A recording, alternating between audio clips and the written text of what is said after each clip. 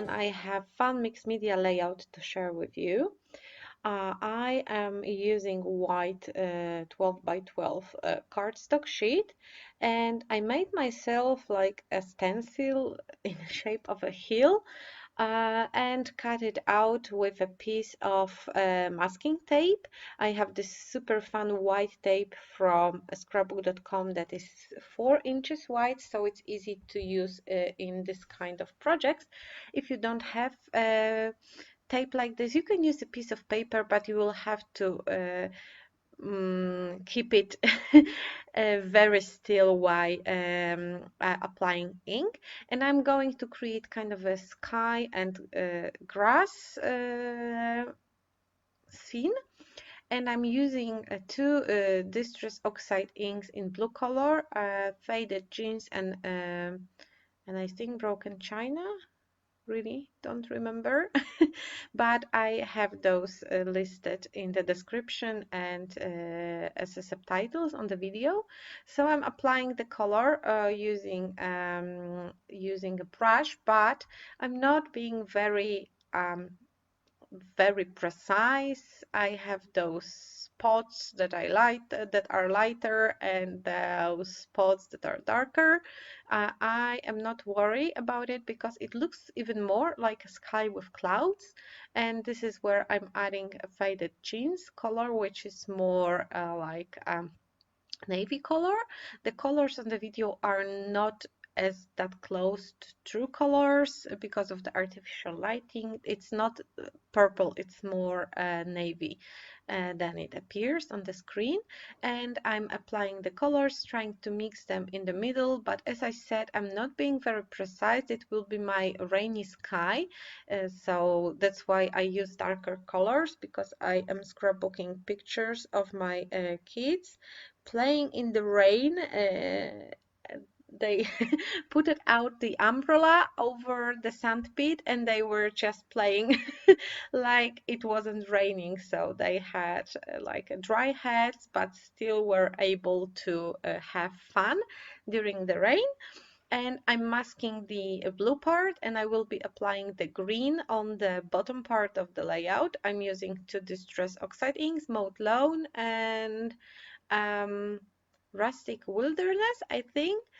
So I'm starting with the lighter color, and again, I'm not being very precise. Part of it will be hidden behind the pictures and embellishments, and again, it's not like a perfect ombre effect that I'm into here. If you don't want to add mixed media, you can combine two pieces of cardstock in green and blue color. You can also use watercolors. It doesn't have to be exactly this way. I like distress inks because when you apply water on top of them, they kind of lose some pigment, so they are still being able to be wake up with water. And I wanted to create a raindrops made with clear water, so I'm just covering, no, I'm not covering, I'm splashing everything with water, and I just have a clear water here. I took a brush and I'm splattering all over the sky, creating smaller and bigger water spots. And as you can see, it's already starting to decolorize. You can leave it like it is, and the color will change because this is the oxide ink that reacts with water. But I use a paper towel to take out the excess water, and it made it those very light spots, so it looks more like a rain. And now I'm using clear pop of color from scrapbook.com to create raindrops. So it will dry clear, and I'm trying to create those shape of dropping, like, the raindrop. So I'm just applying it on the background paper, and the top part will be kind of empty. I will add title there, so I'm applying more of it on the top of the page, less in the middle, because I am going to add pictures where the sky meets grass. And after you apply this kind of medium, you can also use glossy accents, but I think it's more liquidy, so sorry, so it will kind of make bigger splatters, so be careful with adding too much of it, because it will kind of float around more and the drops will be more flat than with the pops of color clear bottle. So I'm just adding those, and we will have to leave it to dry, like 100% dry, and the drops will harden. They will become less milky and more translucent. So it's just a fun uh, accent. It won't be that visible when I will finish creating page, but you will be able to feel it under your fingers, so it's more like extra texture. Everything is dry, so I can start composing. I have 3 photos, and I want them to kind of stand out more from the background. That's why I am adding frame out of pattern paper for each picture. This will get orange, another one will have, I think, pink and yellow. And the papers I'm using are the mix of Shimelle's collection. Most of the elements I used are from Never Grow Up collection. This was the last one for American Crafts she created, and some pattern papers are from Box of Crayons, which collection I was using like few years ago, and I created few pages and albums with it, and I really like all the fun motifs. So Shimelle was great in designing kids collections, and I was always buying those to scrapbook pictures of my girls. So I have the frames around the pictures already, and they kind of bring more color and make the photos pop more from the background. And now I'm playing with ephemera pieces. Those are from Never Grow Up collection. And I wanted to add journaling because I wanted to remember this fun moment. So I'm adding it on the tag. It will be hidden because I'm not a fan of journaling that can be read by anyone who is going through my layout. So I like to have it hidden. So I'm creating this kind of a pocket. It doesn't have a bottom part sealed, so it's like go through pocket behind the picture. And I chosen the tag that will be used for journaling, so I just use it for the reference of how wide the pocket should be. So I'm fitting the tag inside, and it will be hidden. So I added the journaling, it's in here, and you can't read what's in there, but you can see that it is something written there, so you can pull out the tag and kind of remember what was the story I wanted to tell with this page. I'm playing with flowers because this is kind of a meadow to add. Kids were playing on the grass and the sandpit at my parents' house. They are they live in the countryside, so my girls are like wild thing there. So they go barefoot. It's like a true idyllic countryside childhood for my kids. My father made them a giant sandpit, just buying like a big truck of sand and making a big pile of it so they can play there.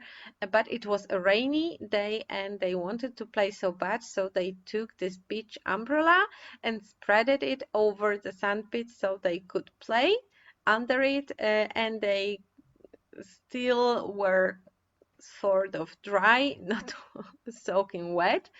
And they were later running around in the rain, so it was like fun to watch their childhood stamina, because no one would force me to run in the rain in this age.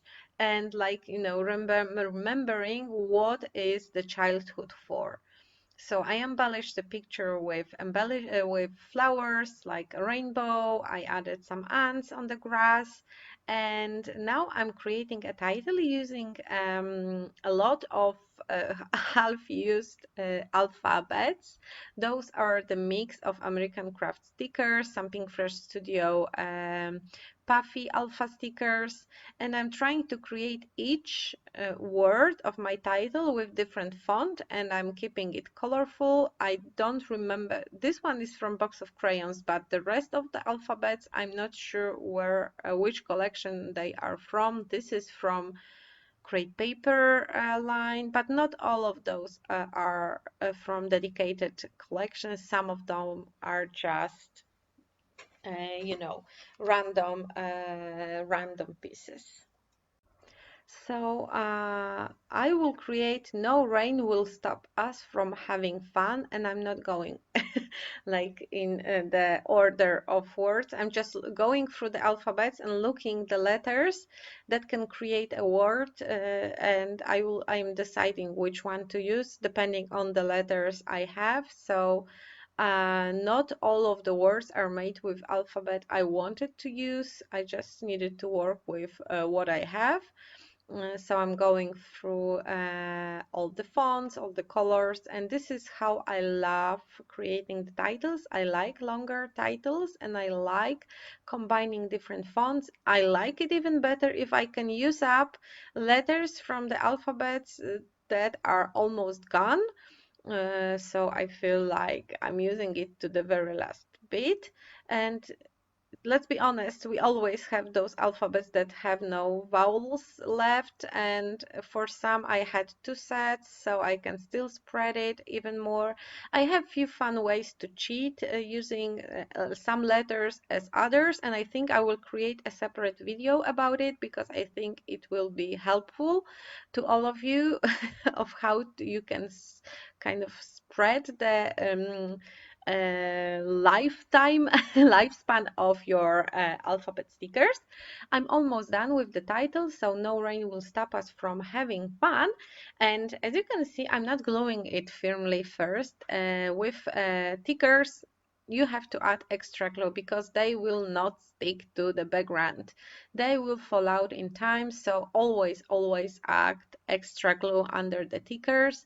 If they are foam stickers, they will stick better, but all those cardboard made stickers are not great when it comes to glue, so use extra glue. And I did it off camera. I mounted my letters and now I'm finishing everything with smaller elements. Those are the puffy stickers from the collection I am using here, so I'm just adding accents here and there, some more and my journaling is there and the layout is finished. I really had a lot of fun creating it, and I hope you like the idea and you can make something similar on your own using old alphabet stickers, some distress oxide inks, and mixed media. So thank you so much for staying with me. Here are some other videos you might like. You can always also subscribe to my channel to never miss any new video. Thank you so much for staying with me and see you soon on some other video. Bye!